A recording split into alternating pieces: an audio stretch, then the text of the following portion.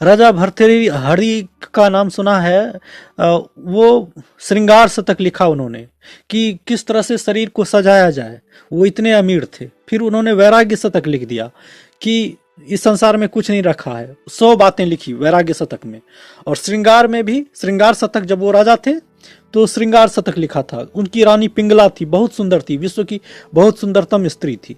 वो उससे प्रेम करते थे, लेकिन पिंगला किसी और से प्रेम करती थी। इसी बात से राजा को वैराग्य हो गया कि मैं इतना सर्वश्रेष्ठ होते हुए भी वो मुझसे प्रेम नहीं करती जिसे मैं प्रेम करता हूं, तो ये प्रेम का चक्कर क्या है। तो इसलिए उन्हें वैराग्य हो गया, वो साधु बन गए, तो उन्होंने वैराग्य शतक लिखा। तो प्रेम बहुत गहन है। प्रेम किसी व्यक्ति में दिखता है लेकिन अस्थायित्व तो नहीं होता। अस्थायित्व तब होगा जब वो प्रेम को संभालने योग्य होगा, वो भी परमात्मा की झलक पाने योग्य होगा।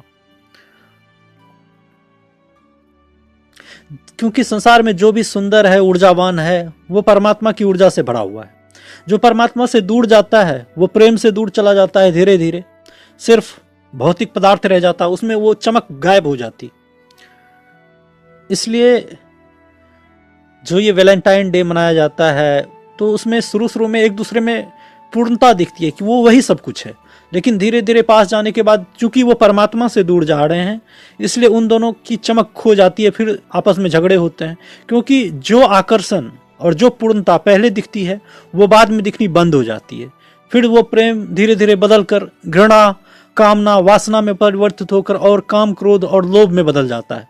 तो फिर वो निर्मलता नहीं रह जाती, वो पवित्रता नहीं रह जाती, इसलिए प्रेम नष्ट हो जाता है, वो खुशी नष्ट हो जाती है जो कि शुरू में मिलती है। क्योंकि शुरू में मन निर्दोष होता है, पवित्र होता है, मौन हो जाता है, बस सामने वाले को देखते रहता है और कुछ उसे चाहिए नहीं होता है, बस उसकी प्रेजेंस काफी है।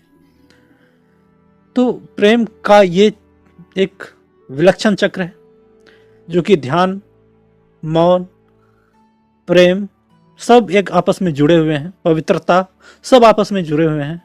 और इसका अनुभव बहुत ऊंची बात है। इस अनुभव से लोग परमात्मा को भी पा सकते हैं, लेकिन गलत दिशा में जाने के बाद उनसे उनका जीवन अलग तरीके से काम कर सकता है।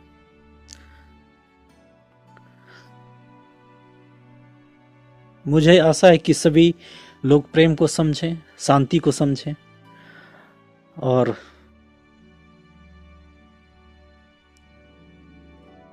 पूरा वातावरण प्रेममय हो, ध्यानमय हो, परमात्मामय हो। धन्यवाद।